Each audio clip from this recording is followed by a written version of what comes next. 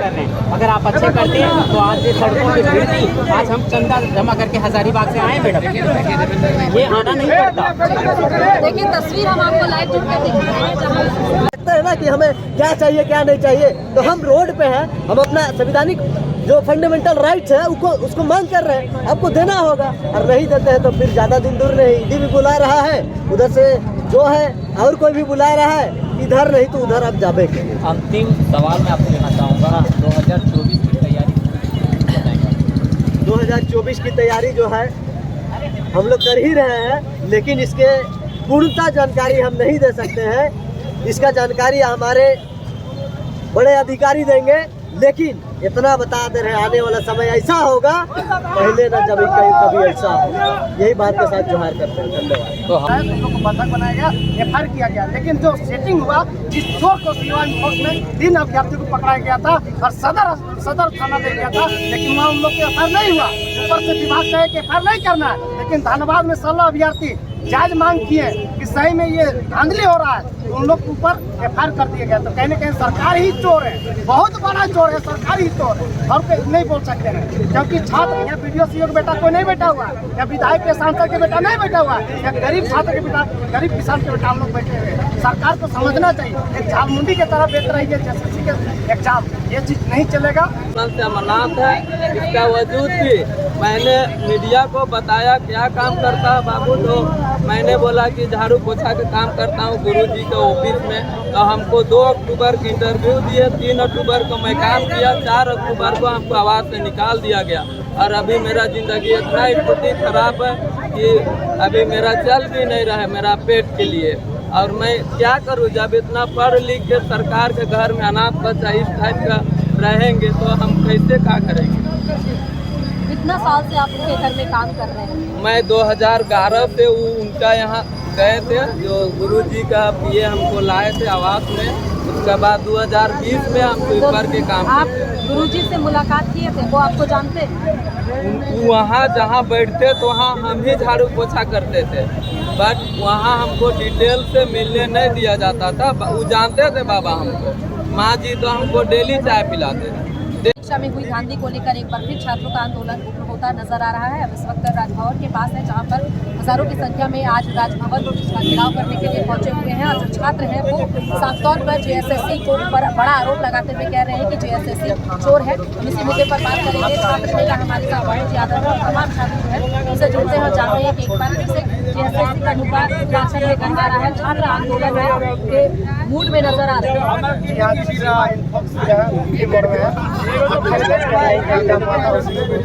लड़का जो है पकड़ के सदर थाना उसको ले गया था। सदर थाना ले जाने के बाद उसके ऊपर एफआईआर नहीं होता। ऊपर से विभाग से आया, इन लोग को छोड़ दीजिए, इन लोग पर एफआईआर नहीं किया जाएगा। लेकिन आपका धनबाद में जब होता है, स्कूल में जब जो नगर पालिका का एग्जाम होता है, 16 अभ्यर्थी जब क्वेश्चन लिखते हैं किसी खुला हुआ है, जब उन लोग जायज अपना सही मांग उठाए तो उन लोग को बंधक बनाया गया, एफआईआर किया गया। लेकिन जो सेटिंग हुआ जिस चोर को सिवा में 3 अभ्यर्थी को पकड़ाया गया था और सदर थाना ले गया था, लेकिन वहाँ उन लोग के एफआईआर नहीं हुआ। ऊपर से विभाग कहे कि एफआईआर नहीं करना है, लेकिन धनबाद में 16 अभ्यर्थी जायज मांग किए कि सही में ये धांधली हो रहा है, तो उन लोग के ऊपर एफआईआर कर दिया गया। तो कहीं न कहीं सरकार ही चोर है, बहुत बड़ा चोर है, सरकार ही चोर है, और कोई नहीं बोल सकते हैं। क्योंकि छात्र या वीडियो सीओ का बेटा कोई नहीं बैठा हुआ है, या विधायक के सांसद के बेटा नहीं बैठा हुआ है, या गरीब छात्र के बेटा, गरीब किसान के बेटा हम लोग बैठे हुए हैं। सरकार को समझना चाहिए, एक झालमुंडी की तरह बेच रही है एसएससी के एग्जाम, ये चीज नहीं चलेगा। सभी एग्जाम रद्द होना चाहिए। आप लोग सीबीआई जांच की मांग कर रहे हैं, सरकार अगर फैसला नहीं लेती है तो फिर अगला स्टेप क्या होने वाला है? देखिए, ये कोर्ट में जाएगा, निश्चिंत ही जाएंगे, और ये जो राज्यपाल महोदय के पास ज्ञापन सौंपेंगे, सीबीआई जांच का होना चाहिए। और जो भी इस प्रकार किया सदर, उसको जो है बापू वाटिका में फांसी होना चाहिए, या कोटवार जेल उसको भेजना चाहिए। क्योंकि गरीब शोषित के बेटा कहाँ जाएंगे? अगर ये धांधली होते रहेगा तो हम लोग कहाँ जाएंगे? ये चीज धांधली नहीं होने देंगे। जब छात्र बोला है तब तक सियासत डोला है। 2024 में इनका पत्ता खत्म हो जाएगा। चलिए, जब छात्र बोला है तब तक सिंहासन डोला है। और इस बार जो छात्र हैं वो उग्र नजर आ रहे हैं। जिस तरीके से यूपीएससी परीक्षा में धांधली हुई है, और साफ तौर पर कह रहे हैं कि जो भी आरोपी है उसे राजधानी रांची के बापू वाटिका में फांसी हो। फिलहाल इस खबर में इतना ही। तमाम खबरों के साथ बने रहने के लिए देखते रहिए। बात आई कि विधान ताना भगत जो है वो 2 बार राष्ट्रीय स्तर पर अपने प्रतिभा दिखा चुके हैं, एमकॉम की पढ़ाई कर चुके हैं, लेकिन उन्हें सरकारी नौकरी नहीं मिल रही है। तो जब वो इस बात का खुलासा मीडिया में करते हैं तो उन्हें घर से निकाल दिया जाता है।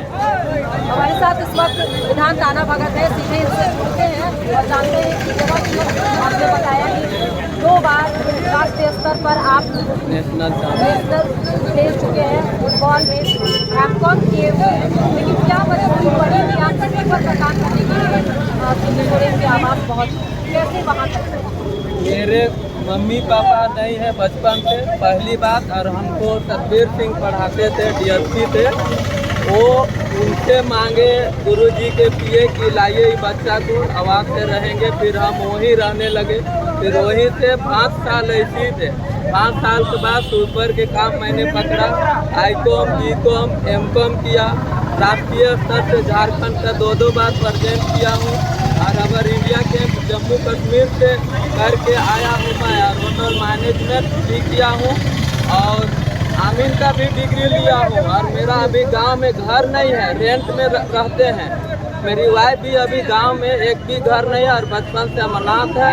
इसका वजूद भी मैंने मीडिया को बताया क्या काम करता है बाबू, तो मैंने बोला कि झाड़ू पोछा के काम करता हूँ गुरुजी के ऑफिस में। तो हमको 2 अक्टूबर की इंटरव्यू दिए, 3 अक्टूबर को मैं काम किया, 4 अक्टूबर को हमको आवाज़ से निकाल दिया गया। और अभी मेरा ज़िंदगी इतना स्थिति खराब है कि अभी मेरा चल भी नहीं रहा है मेरा पेट के लिए।